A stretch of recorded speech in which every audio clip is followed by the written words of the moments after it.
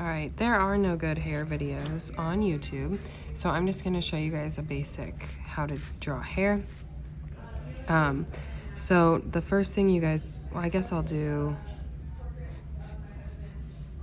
a girl. So the first thing you're gonna do is map out the shape of the hair. So say you have some curly hair like I do.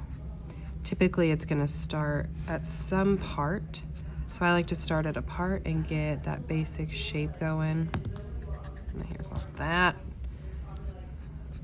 It doesn't go up that high. And get some basic shape for the hair. So here it's like all coming out of the root there.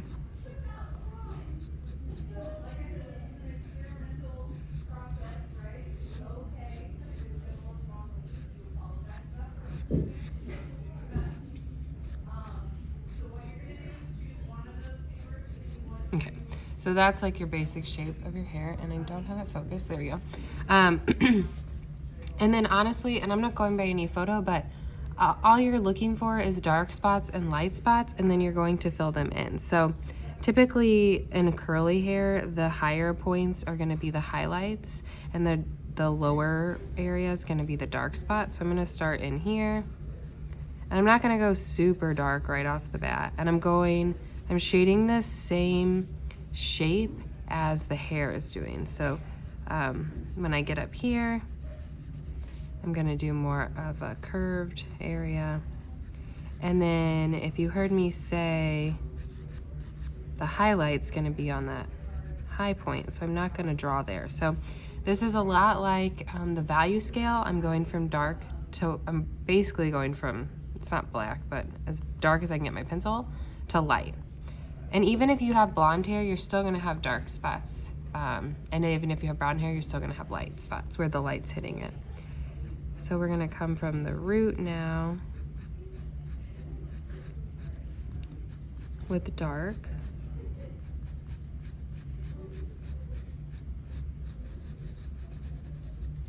And then save that highlight spot. Underneath is probably gonna be a little darker too. Just a shadow there.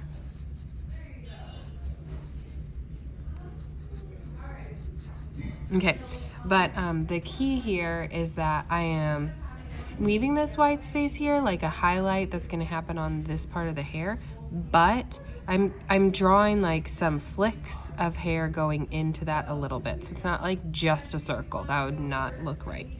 And then you just continue that and keep going with the hair.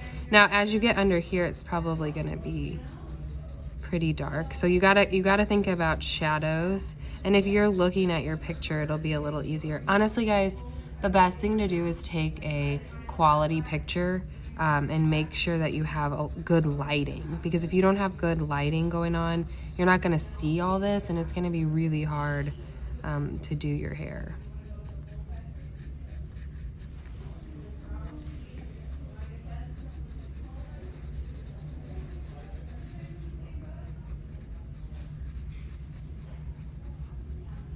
Probably it's all gonna be dark up in here.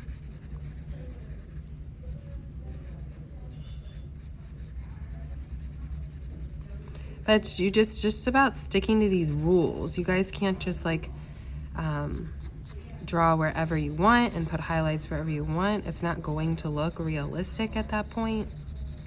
So it's all about following these rules of highlights and shadows and that type of thing. Okay. Maybe I have a couple longer hairs there. Okay, and then of course, like if you want to use a blending stump or that toilet paper to smooth things out, you can. And if you think that highlight is too bright, you can do just a light, like if you have darker hair, your highlight might not be quite as bright. And then all my lines down here, like I would use that toilet paper and blend this out. Don't use your finger though, because you're just gonna get oils on there, and then you won't be able to blend it how you want to. So, and then the other side is really just the same thing. Probably under here is going to be dark because that's where, like, this top hair is kind of hanging over this hair, so that's going to be dark. And then I'll probably have like one strand right here that maybe gets a little brighter than the others because of the light hitting it. I won't leave it white, but I'll just let it be a little brighter there. And it's not like I'm gonna outline it. I outlined it right now, but at some point that's all gonna disappear. Okay, I'm not going to do this entire video because I feel like this is helpful.